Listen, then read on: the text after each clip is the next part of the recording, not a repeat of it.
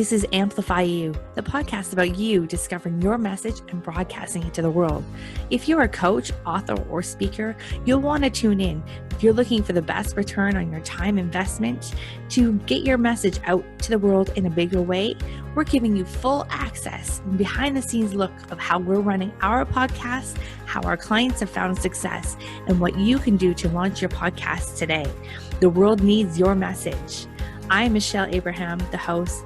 Join my family as we unleash your unique genius and find the connections you need to launch your adventure today. Join us and let's get amplified. Hello, Amplify You. Michelle Abraham, your host here. I'm really excited to bring you another guest today. This is a behind the mic interview with Rhino Julie. So hey, Rhino Julie, how are you? I'm so excited to be here. It's been such a long time coming.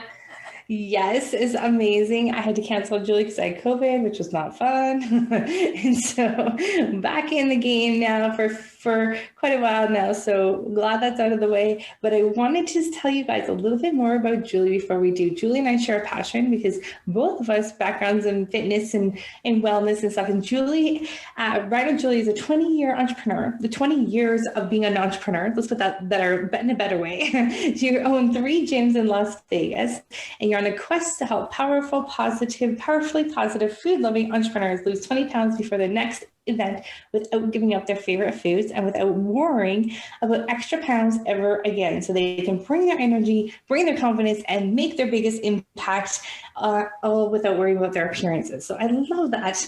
And I think that's so cool that you're focusing on entrepreneurs going out and speaking at events or being at events, because it's so uncomfortable when you're not feeling good about yourself, right? Yes, exactly. And now I've, shifted, even since I sent you that bio. Now I focus on bringing the energy. And I love that, I can have a podcast, but I can keep changing what my focus is. And I can keep, just feeling my way and what feels good, because at the bottom of everything is just our energy. When we're not feeling comfortable with our outside, then our energy is lower. And so now I'm going to do like this Bring the Energy 5-day challenge. And it's all about the energy. And then, the positive side effect is that we lose the weight. But I love like shifting my focus. And I actually love that I had just recently changed my bio, and we can say that it's okay to keep changing our bios and keep changing everything. I think it's great. Absolutely. Yeah. And you're the host of the Rhino Julie Show, which is a podcast, and which is what I love about podcasts too, because they are fluid. So this is, some people think podcasts have to be very strict and very, be information with others. And I actually love it being fluid because, to prevent that pod fade that happens and to stop people from giving up altogether, if you're evolving, you're always going to be evolving if you're doing personal development and as you're growing as an entrepreneur and stuff. So your show should be fluid too. So it's a great break for a second season or all that kind of stuff. Now, we were just talking before we went live here, and your show has gone through some reinvention and some modifications over the time. So take us on that journey. What made you start podcasting? Well, I was in Russell Brunson's 2 Comma Club, and they said that you've got to start talking to your audience. And even if you don't know who they are, you've got to start talking to them. And they gave us a bunch of different options. And they said that you could do a podcast, you could do YouTube, you could do Facebook, you could do Instagram. And I made the mistake of doing all of them, although I wouldn't call it a mistake, because I don't, everything that I've done in the past, I'm glad I did it because it led me to where I'm at today. But starting the podcast at first, I agonized over the first, episode, and now I have no idea what I even said. Who knows at this point? And then going forward, I was doing the solo episodes, and all of a sudden it just hit me that I love learning and I love talking to people. So why am I every Thursday trying to, figure out this message that might help my audience or inspire my audience or talk about what I'm doing? And now I'm at the point now where, as my interests and as the things that I learn continue to evolve, my guests are evolving too. And that is so, the whole thing is so much fun. It is not fun for me to put myself in a box and say, I'm going to be perfect and I'm going to do this thing every Thursday. But it is fun to say, what do I want? I want to learn from people. I want to talk to people, and I want to spread people's knowledge with the world, and especially the stories of how they got to where they're at, because I think that's so beautiful and impactful. Yeah, I love that. And it's interesting because, it's funny how you're saying that it kind of evolved over time, and you figured out that like you were trying to do like the square peg in a round hole kind of thing. It wasn't working for you. And once you started doing what was working for you, it makes you like the happiest to do it. And it's like the most fun thing. And there's so many of my clients that said that is the single most fun activity they do in their entire business. And they would do it for fun, even if it wasn't part of their business anyway. So, because it's so cool just connecting. I love podcasting because I get to leverage relationships and meet cool people like yourself. And, we wouldn't have the opportunity to have this conversation otherwise, right? It's really cool. Oh yeah. I think that just getting people on to, like, this is our really first one-on-one conversation, although I've been in your groups and I participated in some of your amazing things. Everybody should participate in Michelle and Evan's meetups and groups. But now this is our first one-on-one conversation. And I think it's really fun. I do that same thing with my show. Like usually our first one-on-one conversation is live on the show, because then I get to ask the questions that come to my head as a curious person about somebody else that I've never talked to before. And I think that's really fun. Yeah, I think it's so fun. And I think that connection is like super important for people too. Like, and then it's just the beginning of it. And I feel like it's like a lot of people, it's like, okay, it was the interview. I was interviewed on the show. I'm like, no, that was the beginning of the relationship, right? Like, then you can go on to like collaborate together or do other things together, or see each other and refer. Like, I'm like, oh, Julie was a fantastic guest. Guess what? I have another 55 podcasters over there that are looking for guests, right? So, it's one of those things that, I think using your podcast to leverage relationships is a super smart idea. And I just love it. Let's talk about your gyms for a second. So you've been in the gym business for a long time, and you have 3 gyms, and Vegas, I know, has been like hit pretty hard with lockdowns and everything over the last year. What's going on in Vegas right now? Is it starting to come back to life? I feel for Vegas because it's very much run on the liveliness of tourism and people and excitement and, restaurants and venues and things like that. So what's going on over there right now? Well, my boyfriend and I are going to walk down the strip tonight, and I will really be able to tell you. We usually go like once every couple weeks and just have dinner and walk around, because there's so many amazing things to see. Everybody's wearing masks right now on the strip, which is quite the feat to pull off, I would think. Like, it's kind of amazing. Like, wow, they're actually able to have everybody wearing the masks and being safe inside the casinos. I was just on the news the other night. They came Congratulations. Oh, thank you. And they interviewed us, and they're like, hey, we want to interview you on the newest law. And I'm like, I have no idea what it is. So I'm glad you're interviewing me so you can tell me what it is. And they said now they're going to let people who are vaccinated not wear masks outside. So I thought that was, I'm like, that's cool. I don't really see a lot of people wearing masks anyways outside, but that's great.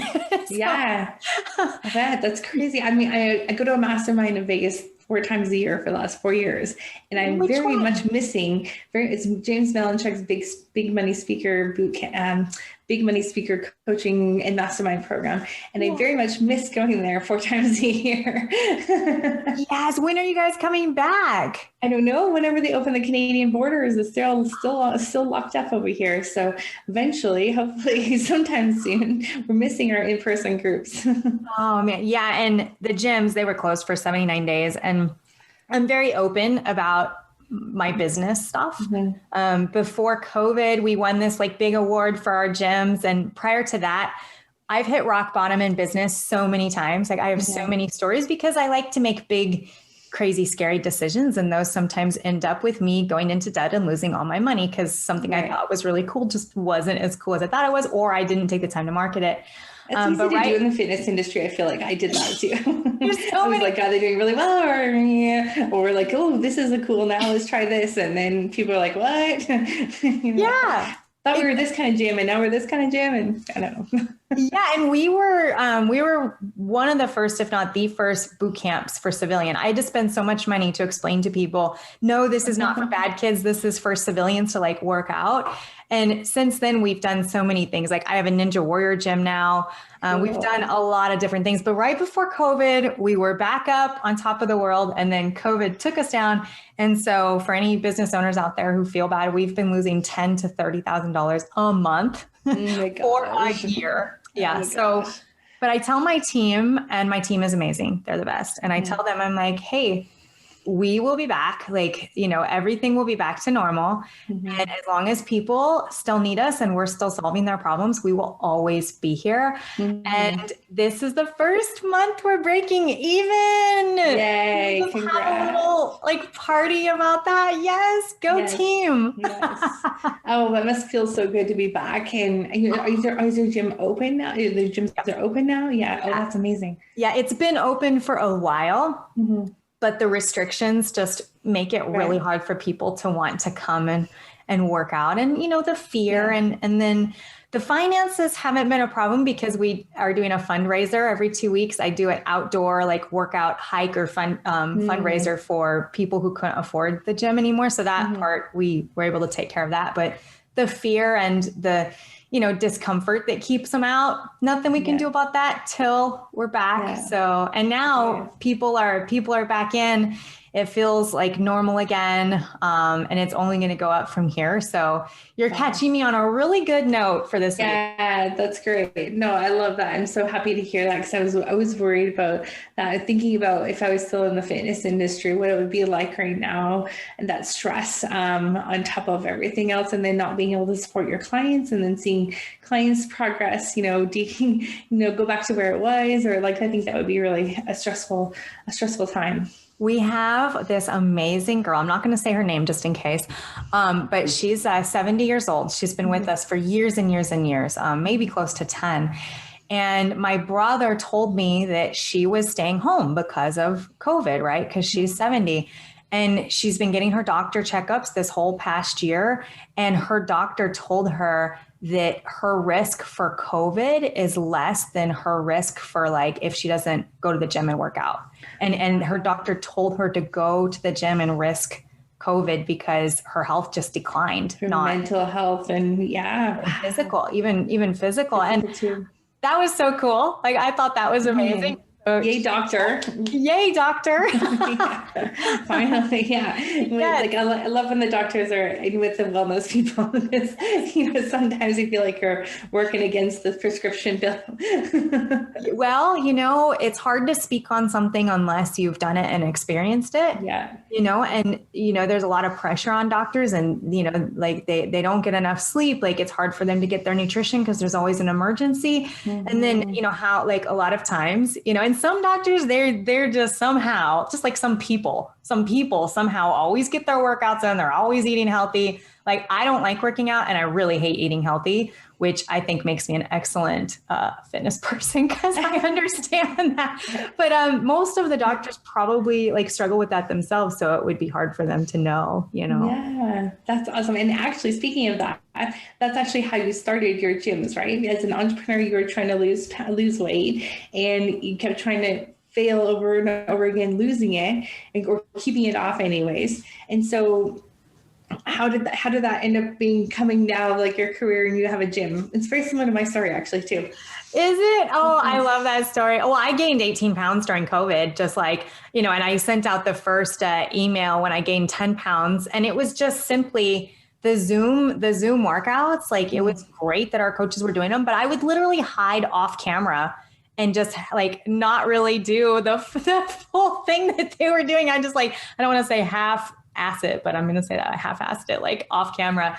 Gained 18 pounds during COVID. And I sent out this email when I gained the first 10 saying, hey, I gained 10 pounds. Anyone want to lose the weight with me? And then I gained like the rest, I gained more. And so, but that's been like my journey is I'm relatable in that instance. And I started my gyms, it was almost 17 years ago now, when I had gained a bunch of weight being an entrepreneur. I'd owned my business for 4 years and I was just like always stressed and always sitting and always just working and not taking care of myself. And then I like lost the weight, but then I would gain it over and over again because I hadn't found a sustainable way. And then now fast forward to today, COVID took away my gym, took away my security blanket, took away my routine, and made me finally figure out a lifestyle that I can do forever. And so I'm really thankful for that experience, because before COVID, I had kept the weight off for years, but it was because I had such kind of a strict routine that I held myself to. Now I'm glad, because that's still not the life I want to live. I don't want to live a life where I have to go to the gym an hour a day or else I gain weight. Like that's not fun. Like it's fun to have a balanced life. I want to be able to travel. And going to George Bryant's mastermind, I was there for a whole week. Didn't have any of my normal routine, like really didn't take the time to work out because I chose to sleep, which I think is important. And it was awesome to just know how to do that and like not gain the weight back. And so that's what I help my clients with now. Yeah, that's so awesome. I love that. Really making it part of your lifestyle. I know I had kids when I was in the fitness industry, and after having kids, I could not get rid of it. And then I felt embarrassed being in the fitness industry, and then I felt like shameful about it. And then it was like, it's such a tricky thing. And I was never like super, I would say like when I started in the fitness industry, I lost some weight and I was really healthy and like really fit, but like very curvy, right? Which I thought, oh, who's going to listen to me as a personal trainer? I'm not a size 0. And, and actually, I think it actually did a really great job for me in the fitness industry. I was very successful and very busy because I was more relatable. And it was like realistic, like I could relate to what my clients are going through because I had also been through the same. Yes. Yeah. And whenever, oh my goodness. So before I started my fitness business, I would read these magazines, because this was before like YouTube and everything. Like you couldn't go watch the online videos that you watch now. And I would read these magazines and it would be like how to lose weight. And there would be this little perky like picture of this little perfect girl. And the article would say like, okay, here's how your life needs to look if you're going to lose weight. Like, and the diets would always be like a half a chicken breast and a little slice of tomato. And I'm like, if I could do that, like, and every night I would go to bed and I'd be like, okay, tomorrow I'm going to do that. I'm going to follow the plan in the magazine. And then I never would. And then I would just feel worse and worse and worse about myself. And now it's like, I know that restriction doesn't work. I know that these unrealistic goals, like when we say, I want to lose 50 pounds, like that is the worst way to lose 50 pounds. Like, it's just say, not to mention that when you lose something, you always try to find it again. So not to mention the languaging around that is real wrong. And then I've like finally figured that out. When you lose it, it comes back. You got to release it, say goodbye to it. I absolutely love that. I hope everybody heard that. When we lose it, we're going to find it again. So releasing it is much better. And I'm all about not restricting, like just adding the good habits that we know we can do, that we want to do, and then celebrating the heck out of them, because without celebration, there is no motivation. Like that's why I was never motivated. I was always waiting to become motivated, like just, I don't know, magically somehow. And then I never was. And the answer is we're not like ever going to be just motivated. That's a fake thing. We have to start with something we know we can do, that we want to do. And then we celebrate it. And then all of a sudden it snowballs into what we actually want, but focusing on a different weight, I should say. Or focusing on the result, like they're focusing on the feelings and how you feel and like all that instead of like the number. Like it's so good, right? And I'd love to hear like how, so now you've figured out a way, and this is also probably in alignment with how you're able to help those entrepreneurs who are going in. I know speaking on an event, I go like, oh my gosh, if I think about that now after COVID, looking at my, like I used to speak on a lot of stages and travel a lot. And like, if I was to go put on those clothes right now, I probably would cry because it's been a while since I've had to put anything on that's restrictive or tight or things like that. So walk us through what are some of the things that you help entrepreneurs with who are about to go to an event and need some support?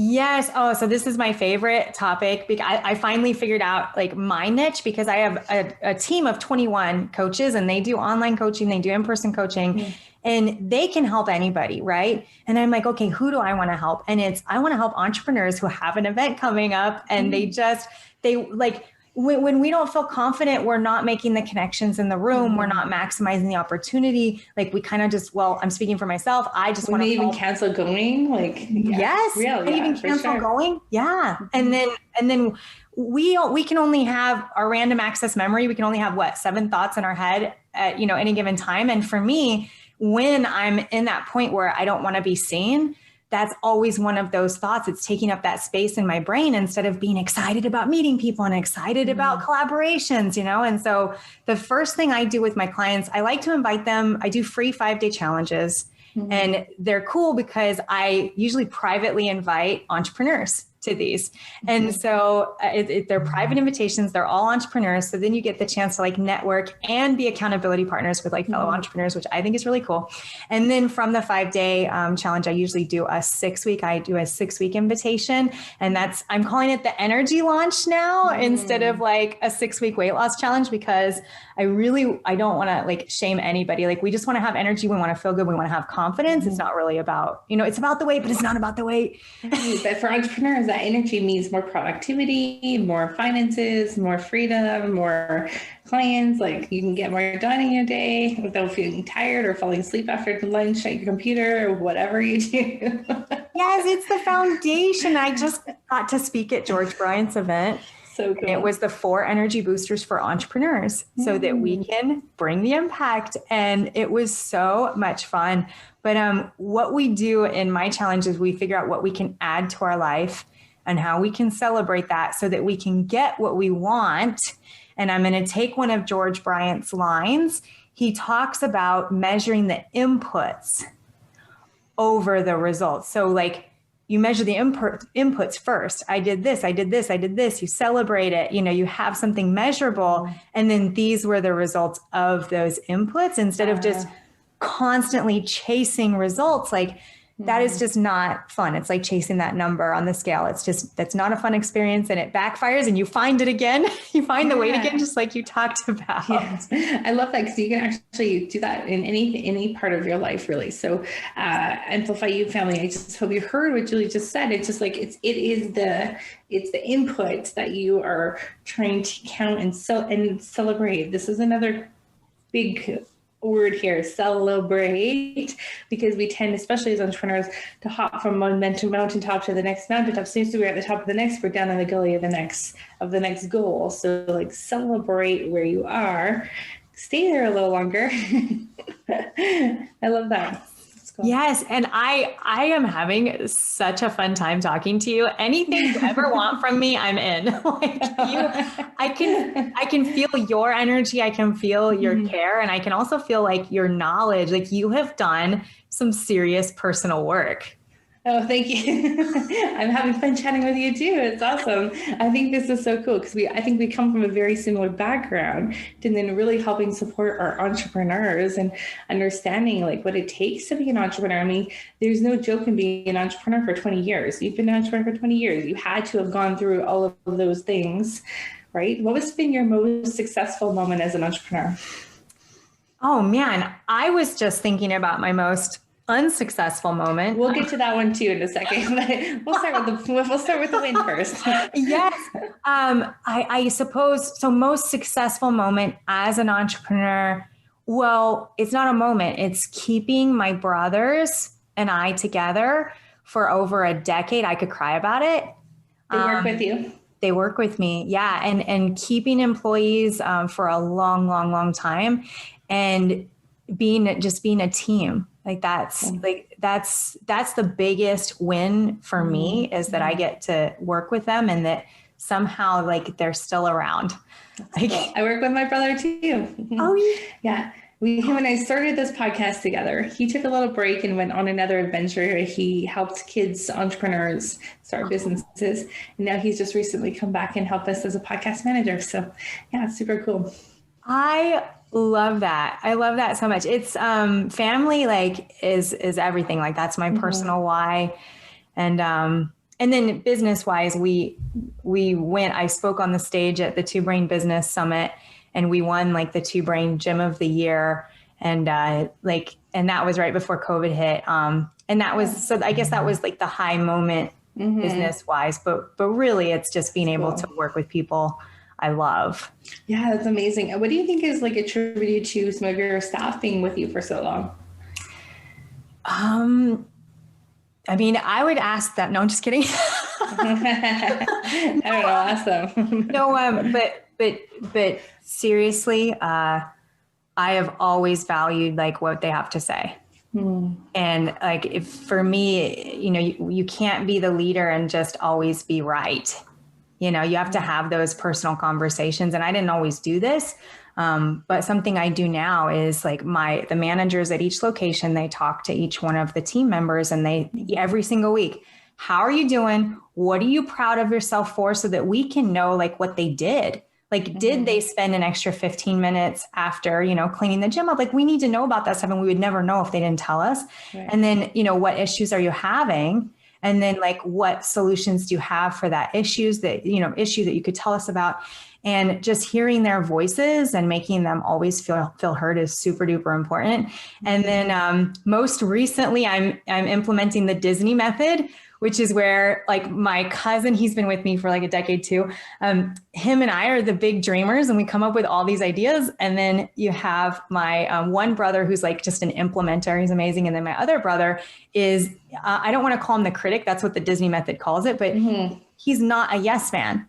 He's like, these are the possible. Show me the facts. Yeah. Show me the facts, get out of dreamland. And so the Disney method, you start with all the ideas, and then you go into the strategy room, and then you go into the critique room, and then you keep cycling through until there's no more critiques. And so we're implementing that. And I think it's going to be really fun for our different personalities. Yeah, I think I love that, how you have different personalities in your team for that, especially we're just having a similar challenge at Amplify You right now, where we have Evans and I, who are very much like creative dreamers. We are very much in the same sort of skill set. And then we brought my brother in because we've got all these ideas, but we're having a hard time implementing them on top of like the day-to-day stuff and the support with our clients. So it's like one of those things that we needed somebody in between to like take our ideas and run with them, but who wasn't involved in the day-to-day of all of the client stuff. Because it was like, yeah, I love that idea of the Disney method. That's cool. We'll have to check that out. And also, we can't transfer our own feelings onto the implementers. Like, because I'm a dreamer, I often thought that people who were the implementers have to just hate their jobs because they don't get to dream. But that's not true. Implementers love to, implement, strategizers love to strategize. Like the critics, they love to poke the holes and really save the day. So had I had that method in place, I wouldn't have made all of the they're bad business decisions because they lost me a lot of money, but I wouldn't take back the experiences. But had I had those different roles and embraced them and utilize them. But back in the day, I always used to be like, man, they're just killing my thunder. Like they're killing my vibe with shooting down my ideas. But we can't think of it that way. We have to say, here are all the ideas. Here's the strategies. And then, okay, let's find the problems now before we implement this. And they're really saving the day. They're not killing the vibe. They're saving the day. And so just flipping that, it makes everybody feel as special and as important as they should feel. Yeah, that's amazing. And something along that same lines, we learned with like whatever lens you see things through. Like I remember being annoyed at my husband because he'd come home and be like, the house would be like clean, and this is when we had really little kids, and be home with the baby and the house is clean, dinner's ready, and then he'd be like, well, what's that doing on the floor? And be like, what? That's all you see? Like, hello. And then I realized that like he was trained in that lens because he was a mechanic, so he was trained to look for the problems. So it's like, oh my God. And like, yeah, there's people that are trained to see those things, and people who, unless you change your lens purposefully, that's all you're going to see is the problems in something, instead of like seeing like the, and we're like, that was a totally different lens than I had. But had I not like figured that out, I think that there would have been more problems, because I'm like, this guy is so ungrateful, you know, when really it's not, that's not what it is at all. And he was just trained to see the problem. Like, it's so funny how like, you don't even realize that people have different lenses. Yeah, for sure. Although, I mean, I would still be annoyed by that. So you're doing a good job. In our house, literally, I have someone that I hire to come in and do the laundry and do all the stuff, because I'm like, come on, Julie, can't you make that much an hour, first of all? But secondly, it's because I don't care like about the house. I just don't care. It's family first, business next. And like, you know, I don't care about the house, but my brother's super neat. And so I'm like, okay, I'll hire a maid. And then, you know, I feel bad calling her a maid. I don't know what to call her. We were just having this conversation too, because I'm like, I would really like to have some help in the house department, because like I can't keep all these things together right now. And it's funny because we live across the lake, so the boat access. I'm like, how am I going to find a cleaner to come across the lake and bound? I was like a whole other problem. That is an amazing problem. I need that problem. I think a cleaner would like to come across the lake in a boat to go to work, so that might be fun for her. I don't know. Yes. Oh my gosh, so crazy. So tell us a little bit more about your podcast. What do you have? Like, what's your favorite part about the podcast? Who are you trying to really support in your show, and who should be listening to your show?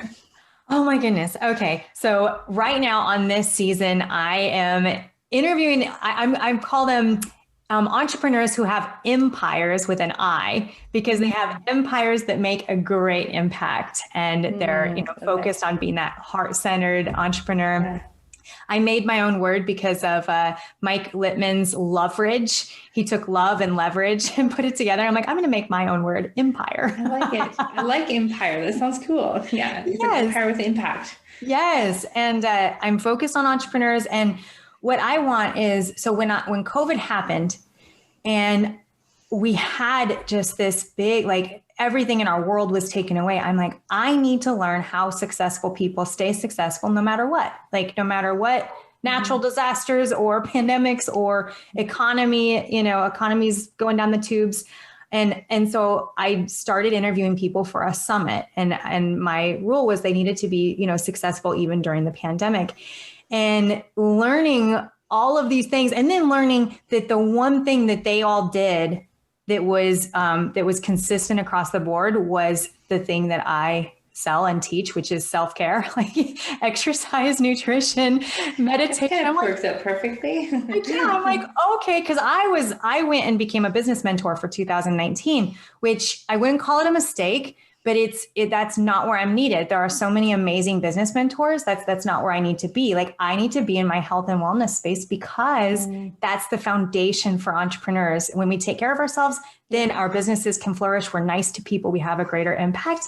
And so I hope that the people listening to my podcast are also entrepreneurs who want to listen to other people who have made it, people who have, you know, like just answers, and who have overcome these crazy, amazing situations. And I'm super excited. I'm getting the John David Mann. He's the author of The Go-Giver with Bob Berg. He's going on my show soon. That's going to be a good episode. Wow. I can't wait. And like, once you get one of those doors opened, you know, that's when, like, and if I'm curious, like Larry King says, always just be curious and be a good listener, and then lead with curiosity. They'll come back and keep. Oh, that's so cool. Yeah. And not to mention, like, you're just starting the relationship with them just there, right? Podcast is just, that's one thing I love about podcasting, is that you get to lead with, let me do something for you. Let me bring you on your show. That's the start of the relationship. So you get to lead the relationship by giving and be of service first, right? That's one of the coolest things I think about podcasting, because you have a platform that they want to be on, and now you get to offer it to them. Yeah, like you and I, like, I'm your friend forever now. So yeah, see, it's perfect. And then we got to learn how much we have in common, and how many things that we actually do very similarly. It's very fun. Now, I do have one lingering question though. Okay, I see 2 rhinos in the background. And I know you're Rhino Julie and you have Rhino gyms. So where does the Rhino come in? So I seriously do identify as Rhino Julie. We call all of our members rhinos. Whenever people ask me like whether or not I have kids, I'm like, I don't have kids, but I have 600 rhinos. And they're always like, what? But That's a lot of rhinos. What was that? That's a lot of rhinos. That's so many rhinos. But back in the day when I first started my little fitness boot camps, like I said, we were like the first or one of the first, definitely the first in our area. And so we got kind of knocked off a lot. And it used to be called Boot Camp Las Vegas. And so we had someone named there's Las Vegas Boot Camp, someone else Vegas Valley Boot Camp, which was fine. Like I think the more people helping people get fit, the absolute better. But then the first bad review that came in that wasn't from me, it was from one of my competitors. And they're like, we didn't see any of the equipment that we saw in the commercial. You know, this is like a fake. I'm like, okay, I need to differentiate myself. And I love rhinos. And at the time, like I Googled rhinos and there wasn't any like major sports team or major movie. And I'm like, okay, the rhino is waiting for me. It's mine. And then I became the rhino. Oh my gosh, that's not the story I was expecting. That's very cool. I love how that you use it actually as part of marketing and strategically pick that to differentiate yourself. That's very cool. Yeah, I mean, I'm sure you know what it feels like. Like there's a lot of Julies. There's a soccer player named Julie Johnston, and but there's no Rhino Julie. And I don't even care if sure it's a Rhino Julie. Today. Yes, there's no other Rhino Julies besides me. But it doesn't even feel weird. Like people started calling me Rhino Julie like years and years and years ago. It's on my license plate. It's like, it is me. And that's awesome. How people find me is Rhino Julie everywhere. I love it. I think that's so cool. Yeah, that's amazing. And I just like, that is such a good nugget for marketing, for entrepreneurship, for sales. Like, how do you take something that could be so similarly taken by someone else and make it totally uniquely yours and nobody else could be? We just had an experience like this in our business where the .com of Amplify U has never been available. It's been owned by this car company.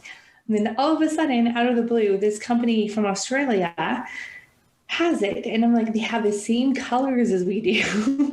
And now they're the .com of my business name. And I'm like, oh, and they do pay-per-click and Amazon advertising, which is not what we do, but like, it's also in marketing. And like, I was like, oh my gosh, I'm like, how now we need to figure out how we become a rhino.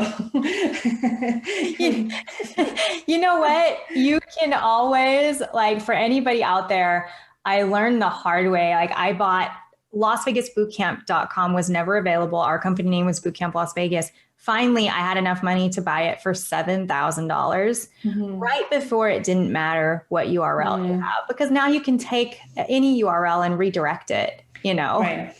Like it could be Michelle and Evans and then you can redirect that to Amplify you know, right. Exactly. .ca.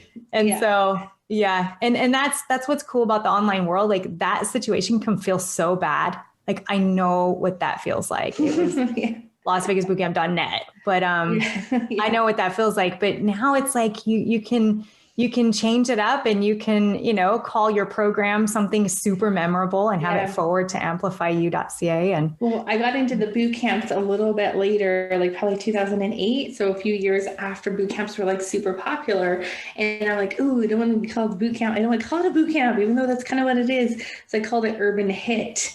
And so Urban Hit was our signature program that we took and licensed out across like our province. We had 8 locations, but it was like, then there was this education piece. Well, what's Urban Hit and how come it's different than a boot camp? But what's different than, I was like, oh man, it's just, it's like a whole other education piece to it. But like, I know like from the boot camps is like, yeah, we had to be something different. Yeah. And I mean, really, it's okay. Like, so when we first called ours boot camp and people didn't know what it was yet, and we spent all the money, like we had so many people calling to put their bad kids in our program because boot camps weren't a thing yet. And it mattered so much when people took the boot camp name. But then when boot camp became a form of exercise, it was like the coolest thing ever. And I'm like, if the whole world has a boot camp, that means people are, getting constantly varied exercise and they're having fun. So, Yeah, totally. Yeah, exactly. so let's go. So cool. Yeah, so awesome. I think there's some great nuggets in there. Some Yeah. great learning for our audience. So, Julie, thank you so much for being here with us today. It's been so much fun to get to know you. And you guys go check out Rhino Julie, Rhino Julie.com. And that's where you find out more about Julie's Camp Rhino gyms and all the amazing things that she is up to. And then Julie, make sure you go check out Julie's podcast too, which is the Rhino Julie Show. And anywhere else, Julie, you want to send them?